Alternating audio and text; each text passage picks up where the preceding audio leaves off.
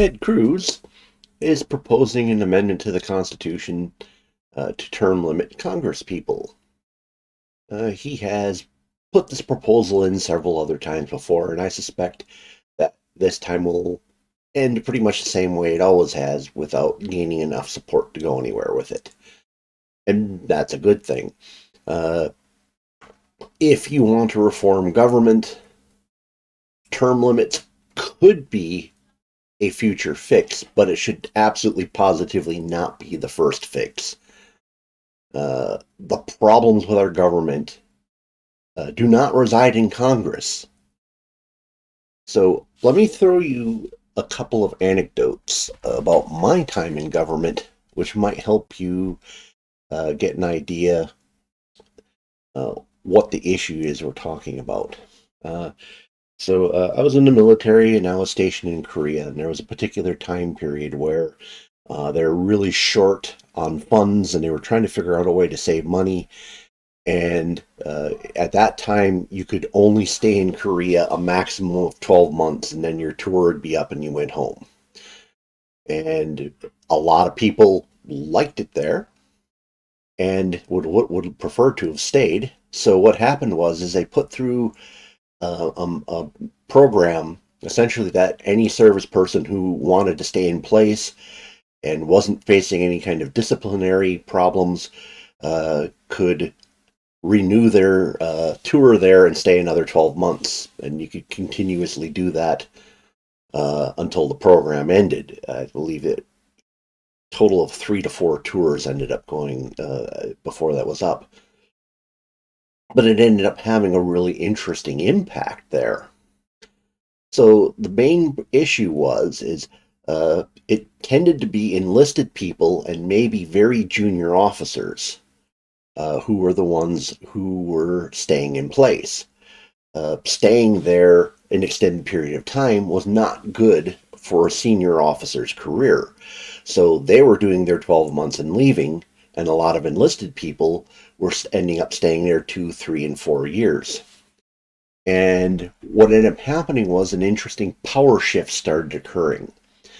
The people who were staying in place, regardless of their rank, ended up gaining more and more ability to do things beyond their normal station. They had contacts in various other organizations that they needed to do work with. They knew the right people to talk to who had more power than their rank would appear to have. They knew the people who had stayed there as long as they did and also had power beyond their station. And the officer corps was really upset with this program and pushed hard to eventually get it shut down. And for the most part, it wasn't that the people who were staying there a long time were abusing their new power. It's just it was upsetting the standard way of doing things. All right, so I was stationed at a headquarters unit, and we saw a similar thing there where some of the people were people who got rotated in and out fairly frequently, going for overseas assignments and other assignments around the United States. And some of these people had been at the headquarters almost their entire careers. Once again, you could very quickly find out that the people who had been there longest, regardless of the rank or position they held, had more power than some people who actually had rank. Essentially, they were bureaucrats who were in place who could get things done, and if you were friends with them and knew who they were, you could get things done. And I know I had several times where dealing with end of year funding, where essentially the military hasn't spent all its money at the end of the fiscal year, where money becomes available. And because I knew the people to talk to, I could get money that officers who were basically cycling through much faster than these other people couldn't get a handle on, and they'd get angry at the idea that we knew how to manipulate the system and they couldn't. Okay. I was also at one particular case where I was in a research directorate, and we were functioning under a high-ranking civilian. And this high-ranking civilian, I wouldn't say he was actually getting into really cognitive decline, but he was kind of at that point where he wasn't fully engaged with current events. And we had a lot of situations, and this guy had been there forever. I mean, he'd outlasted every single person there, and he was essentially untouchable. And one of the things that would happen is, for instance, you had let's say you formed a liaison with some other organization where money was potentially available or some kind of support. And if he found out about it, he would intervene, say, hey, you need to go talk to Bob Smith before you be talking to these people. And oh, and he'd shut the whole thing down, and he'd find out that this Bob Smith had like retired 3 years earlier, and he was just completely oblivious to it. And there was nothing you could do about this guy, and he stayed there an extra 10 years beyond when I was there. Even though people realized he was meddling, uh, not accomplishing useful things, and actually damaging projects that were on the move. I was also, for a time, stationed in Qatar during the Second Gulf War. And one of the interesting things that came up was that there was an enlisted married couple living amongst us. And essentially, we were all deployed there. So essentially, we were going to be there for 179 days and we'd be out. And that's what had been happening to the buildup of this. But these guys had been there longer. And they were going to be there for a while because, being married, their situation was a lot better than us poor schleps who got yanked from our families, or the single guys who got stuck in this situation. And these people wielded enormous power for their rank. Uh, Anytime you had something come up where you didn't couldn't get something done, you talked to them and said, "Who do I talk to about this?" Uh, we had a situation where our commanding officer was, what's a good political choice of terms here. He was essentially being despotic, I mean, and unreasonable. And by merely telling this couple what was going on, they dropped all the stories we told into the right ears and basically forced a command structure that would have normally ignored him saying he was in his rights to do what he wanted, intervened and basically came in on our behalf. So those are just anecdotes, but the thing is so we're talking about different locations all over the place. We're talking about, in many of these cases, these were military, but there was also civilians. And so the government bureaucracy functions a lot like the military bureaucracy. There isn't a huge amount of difference in terms of how it actually plays out. I mean, obviously, it looks very different on the surface, but once you start looking at how it functions, uh, a lot of it ends up being the same. Now, when we look at the big thing is like, well, gee, we don't like the way the laws are being passed in the United States. So if we fix Congress, we'll fix the law problem. Well, the thing we got to remember is Congress, for the most part, does not write the laws. The laws are written by staff who frequently stay as long or longer than the congressmen they serve. They're written by members of the departments for whom the bill that's being written might apply. Lobbyists have a huge input. They help via their lawyers coming up with the right language to put things in that they need, and then ultimately it flows through uh, a group of lawyers who works for the parliamentarian for the final draft. Now, Congress does get some inputs, but you're talking about at least 100-page, sometimes 1,000-page laws that they may have made only a tiny part of. And then if they're not a lawyer themselves, somebody took their language and rewrote it for them, which may or may not end up doing exactly what they had in mind. So how many times have we seen in the news that a particular bill comes onto the floor and the congresspersons are complaining that they didn't read it and they aren't even being given a chance to read it?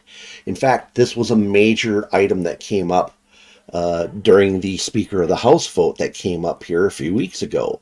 That Congress said we will get the part of our agreeing to put McCarthy in that position is we have to have the opportunity to read these laws.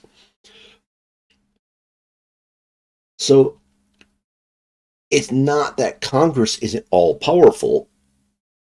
It's a small portion of Congress has power over the rest of the Congress. And that small portion of Congress is heavily interwoven with the bureaucracy. And the bureaucracy is actually writing a lot of the laws, and ultimately they're the ones who interpret and implement them. We are at a point where, for the first time in a long time,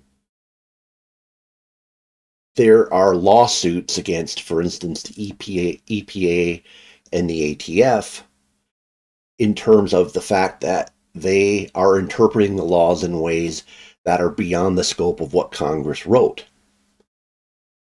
Okay, so if Congress is this all-powerful problem, how is it that the bureaucrats can just go, oh, well, yeah, we're interpreting it this way. We're taking a broader interpretation of what you wrote, and we're implementing it. And Congress has no ability to stop it. And it's only stoppable by lawsuits, assuming that the lawsuit makes it through a court that views the Constitution versus the bureaucracy in a way that's going to be beneficial to the people. That's no guarantee. Okay? So consider, now the presidency has a term limit, and I'm in favor of that. But the question is, if you look historically, did the power of the presidency become lesser, greater, or the same when term limits were imposed on the president? Consider the kind of power and leeway FDR had, and then compare it to presidents who followed. Are the presidents really that much weaker?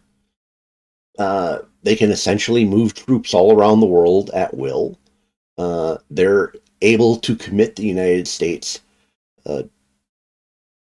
to conflicts of up to 90 days before Congress even bothers to intervene on it, and then often they don't. So it doesn't seem to me like the presidency was weakened at all by term limits. In fact, probably what seemed to happen is the bureaucracy, which resides primarily in the executive branch, increased in power. And we can see that a lot of dramatic examples where presidents apparently have given orders to the bureaucracy, and the bureaucracy has deliberately altered their intention. I know of two specific instances. One was under Jimmy Carter, when he attempted, basically there's numerous different classified communication systems amongst the military and the intel systems. And Carter tried to create a overall system to where he could, as president, talk to any of these communication systems so that he could control, or at least have an idea what was going on. And he was well within his limits to do such a thing as the commander-in-chief, chief executive.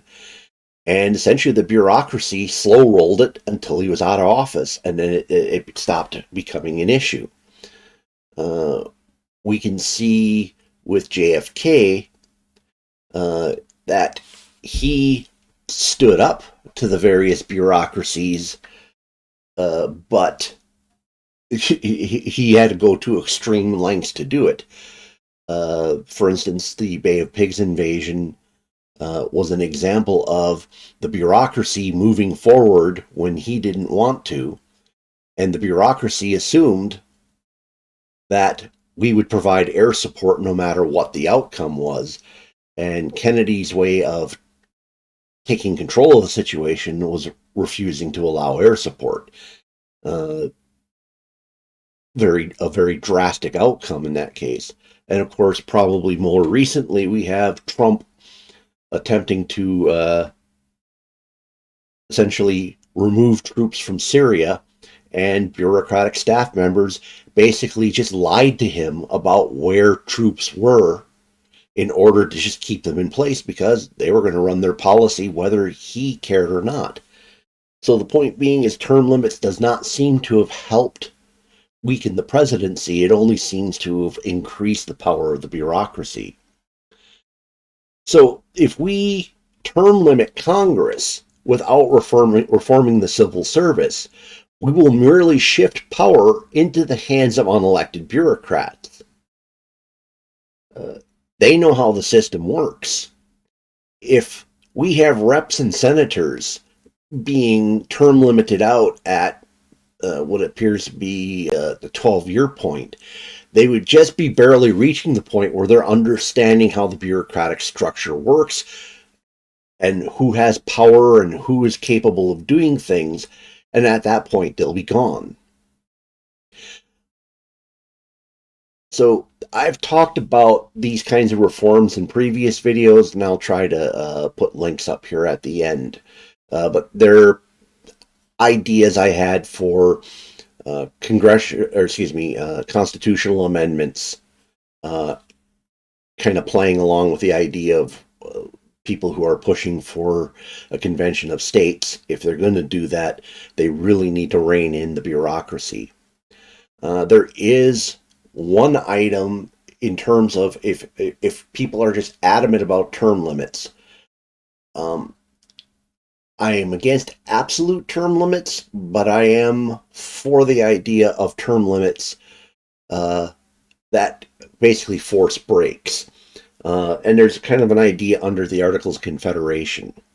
Now, under the Articles of Confederation, congressmen served one-year terms.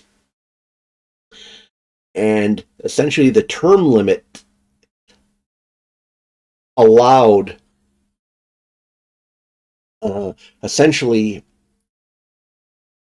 you could serve up to 6 years in any 8-year period. So essentially if you had an 8-year block, at any point you reach 6 years as that block moved along, you could not run again until you at least let a couple of more years go by. So you'd have to at least step out for 2 years out of every 8. Something like that, I think, would be effective because on one hand, it would give the opportunity for up-and-coming congressmen to move in when these guys were forced into a break period. But at the same time, if they were able and popular leaders that their states believed were needed, after their break, they could run for re-election again and potentially come back up. They wouldn't be nearly as powerful because you do lose advantages once you lose your incumbency, but I think that would be a more functional system. All right, well, tell me what you think below in the comments. Are you in favor of term limits? If so, tell me why. Do you agree with my idea that at least as things stand, congressional term limits are more dangerous or are dangerous until more checks are put on the bureaucracy? If you came by this video via the YouTube algorithm, please consider subscribing to my channel. If you know somebody who might find this interesting, please share it with them. And of course, smash the like button. I appreciate the time you spent with me this evening, and I hope to see you again in a future video.